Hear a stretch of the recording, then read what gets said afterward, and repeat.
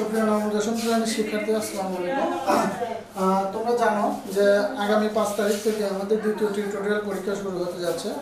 তারই আলোকে আমরা একটা সৃজনশীল সমাধান করব। তো আশা করি মনোযোগ দিয়ে ক্লাস করবা। দেখো এখানে আমাদের উদ্দীপক p সমান a cos θ, q সমান b sin θ। অর্থাৎ আমাদের উদ্দীপক দেওয়া আছে p সমান a cos θ, q সমান b sin θ। কোন নাম্বার কি বলা আছে p square divided square plus q square divided b square এর মান কত, অর্থাৎ এটার মান চাওয়া হয়েছে।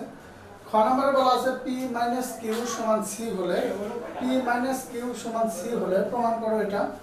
গ নম্বরে বলা আছে স্কয়ার সমান 3 b স্কয়ার সমান 7 এবং q square plus p square সমান 4 হলে প্রমাণ করো যে tan θ সমান ±1/√3। তো চলো আমরা ক নাম্বার থেকে সমাধানে যাই। তাহলে আমরা ক নাম্বার যদি সমাধান করি, এখানে দেখো যেহেতু p এবং q আছে তাহলে আমরা দেওয়া আছে লিখতেই পারি। লিখতে পারি দেওয়া আছে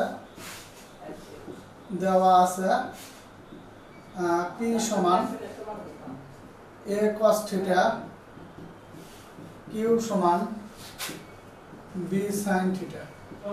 আমাদের দেওয়া আছে কি p সমান a cos θ, q সমান b sin θ। তাহলে অতএব আমরা লিখতে পারি p স্কয়ার ভাগ a square plus q square ভাগ b স্কয়ার। এটার মান চাওয়া হয়েছে। তাহলে আমরা মান বসিয়ে দিই। p এর মান কত? p এর মান হলো a cos θ, যেহেতু p এর উপর স্কয়ার আছে আমরা এখানে স্কয়ার দিলাম, divided a square plus q এর মান কত দেওয়া আছে? q এর মান b sin θ, তার উপরে কি দেওয়া আছে? Square divided b square. তো আমরা মানগুলো বসিয়ে দিলাম। এবার দেখো আমরা যদি এটাকে ভাঙিয়ে দেই তাহলে স্কয়ারটা এর উপর আছে, cos এর উপর আছে, এর উপরে থেকে আমরা লিখতে পারি স্কয়ার, cos এর উপরে থাকলে লিখতে পারি cos square θ divided square a plus plus এখানে আছে কি b স্কয়ার। তো আমরা b স্কয়ারই লিখলাম। তো এখানে স্কয়ারটা b এর উপর আছে বলে b স্কয়ার, sin এর উপর আছে বলে sin স্কয়ার θ আমরা আলাদা করে দিলাম। তো দেখো এখন এই স্কয়ার আর স্কয়ারটা আমরা কি করে দিতে পারি? কেটে দিতে পারি। b স্কয়ার আর b স্কয়ারটাও কেটে দিতে পারি। তাহলে আমার এখানে কি আসলো? এখানে থাকলো হলো cos square θ plus sin square θ। আর আমরা সূত্র জানি cos square θ plus sin square θ মানে 1। এটাই আমাদের आंसर। তো আবারো বলি, দেখো আমাদের p সমান এটা দেওয়া আছে, q সমান এটা দেওয়া আছে। তো আমরা এখানে এটার মান বের করতে বলছে, p এর মান আমরা বসিয়ে দিয়েছি, q এর মান বসিয়ে দিলাম। এখন এখানে a এর উপর স্কয়ার আছে বলে স্কয়ার, cos এর উপর স্কয়ার আছে বলে cos স্কয়ার, এখানে b এর উপর স্কয়ার আছে বলে b স্কয়ার, sin এর উপর স্কয়ার আছে বলে sin স্কয়ার। এবার স্কয়ারটা কেটে দিলাম, b স্কয়ারটাও কেটে দিলাম। তাহলে এখানে থাকলো cos স্কয়ার θ আর এখানে থাকলো sin স্কয়ার θ, মাঝে কি আছে? প্লাস। যেহেতু আমরা জানি cos square θ plus sin square θ ইকুয়াল 1, আজ আমরা অ্যানসারটা 1 লিখে দিয়েছি। তো চলো এবার আমরা খ নম্বরে যাই।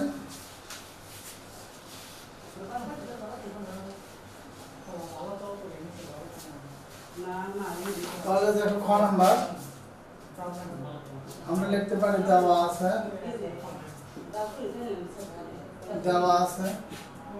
p সমান a cos θ, q সমান b sin θ। p সমান কি দেওয়া আছে? a cos θ, q সমান কি দেওয়া আছে? b sin θ। যে তারপর কি আছে? আরো একটা অংশ দেওয়া আছে p q ইকুয়াল কত? c।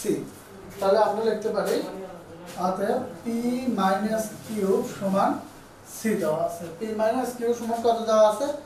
c দেওয়া আছে। তো এখন আমরা মান বসিয়ে দেই। দেখো বা p এর মান কত? a cos θ মাইনাস q এর মান কত? b sin θ ইকুয়াল কত? c। তো মান বসিয়ে দিলাম। এখন দেখো যেহেতু আমাদের প্রমাণে c এর উপর স্কয়ার আছে, অঙ্কটা আমি এর আগেও করিয়েছিলাম, c এর উপর স্কয়ার আছে, কাজে আমরা উভয় পাশে যদি বর্গ করে দিই তাহলে বা a cos θ minus b sin θ তার উপরে কি লিখব? স্কয়ার। এখানে তাহলে c এর উপর স্কয়ার আমরা লিখলাম বর্গ করে। আমরা বর্গ করে এখন দেখো a, এটাকে যদি আমরা সম্পূর্ণটাকে a ধরি তাহলে a minus b whole square, a minus b whole স্কয়ারের সূত্র যদি আমরা ফেলি তাহলে দেখো a cos θ এটা যদি আমরা a ধরলাম তাহলে a স্কয়ার মাইনাস 2 a বলতে a cos θ, b বলতে b sin θ। তাহলে দেখো a square minus 2ab plus b square, b বলতে b sin θ, তার উপরে একটা স্কয়ার ইকুয়াল কি আছে? ইকুয়াল c স্কয়ার আছে। তারপরে আবারও লিখি দেখো square minus 2ab plus B square equal ডান পাশে আমাদের কি আছে সি স্কয়ার আছে, কিন্তু আমি সি স্কয়ারটাই লিখে দিলাম।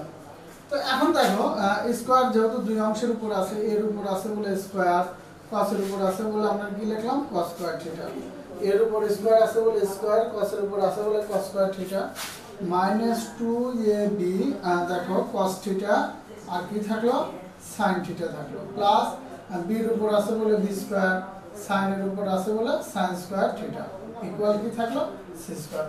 দেখো লাইনটা আমি আবারও বলি, এর উপর স্কয়ার আছে বলে স্কয়ার, কসের উপর আছে বলে কস স্কয়ার, মাইনাস মাইনাস একটা সাজিয়ে লিখেছি, a প্লাস প্লাস বির উপর স্কয়ার আছে বলে বি স্কয়ার, সাইনের উপর আছে বলে সাইন স্কয়ার থিটা ইকুয়াল কি আছে সি স্কয়ার সি স্কয়ার।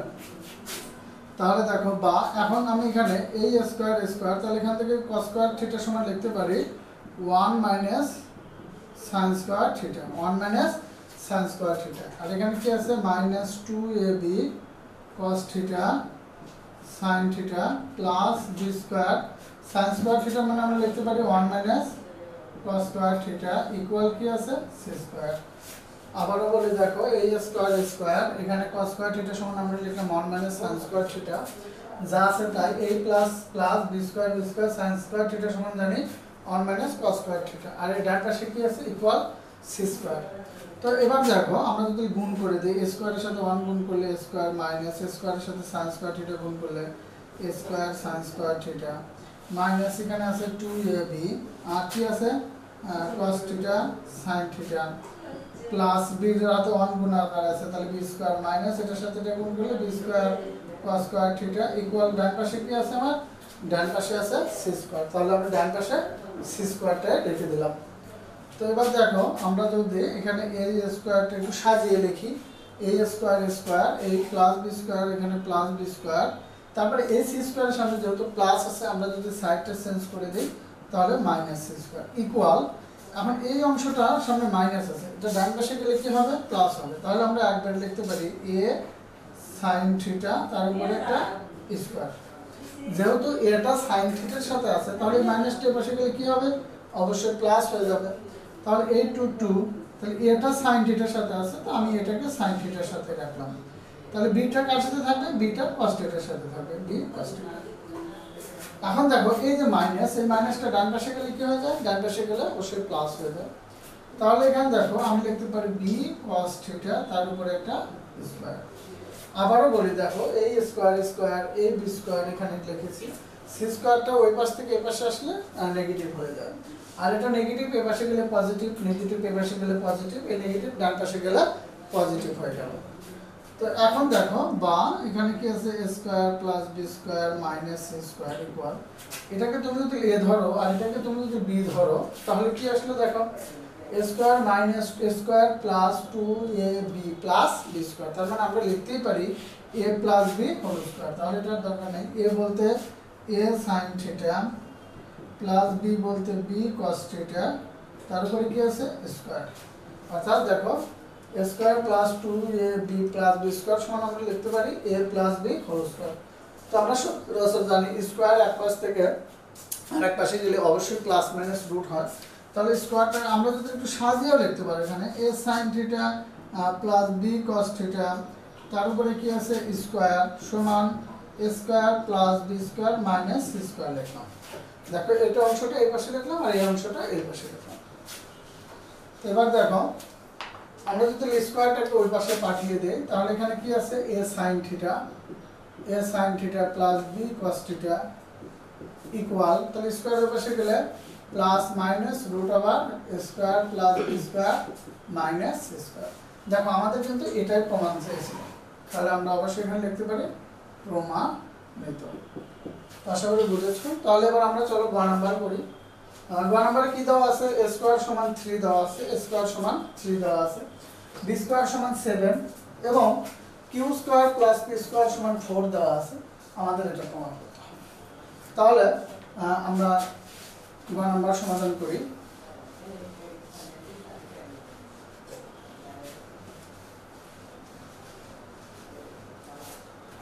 তাহলে আমরা লিখতে পারি দেওয়া আছে যেহেতু এখানে PQ আছে আমরা PQ এরও মান তুলব গ নম্বরে। দেওয়া আছে P সমান A cos থিটা, Q সমান B sin থিটা। আচ্ছা, তারপর আবার কি দেওয়া আছে A স্কয়ার সমান 3, B স্কয়ার সমান 7 এবং অবশেষে দেওয়া আছে Q square plus P square equal 4।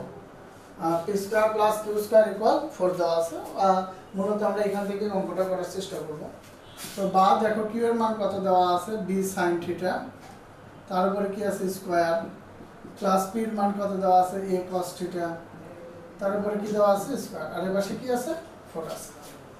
তো আমরা যদি এটাকে ভেঙে দেই দেখো, তাহলে B স্কয়ার এখানে sin square theta plus A square এখানে cos স্কয়ার থিটা ইকুয়াল কত 4 আসবে।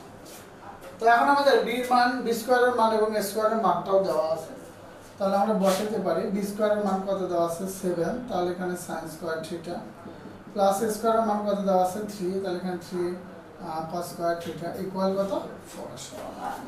তো এবার দেখো আমরা sin কে cos বানাইতে পারি, আবার cos কেও sin বানাইতে পারি।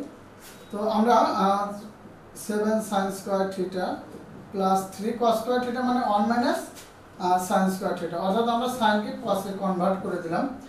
যেহেতু আমাদের একটা কনভার্ট করতে হবে, তাহলে বা 7 sin স্কয়ার থিটা প্লাস এখানে গুণ করলে 3 minus 3 sin square theta equal কত 4।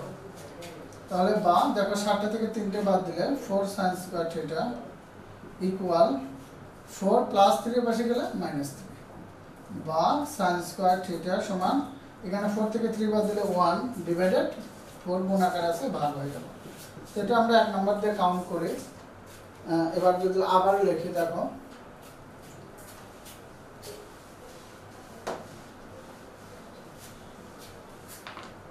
আবার যেহেতু tan এর বেলায় আমরা tan সমান জানি sin ভাগ cos, তাহলে sin পেলাম, আমরা cos এর মানটা বের করে নেব।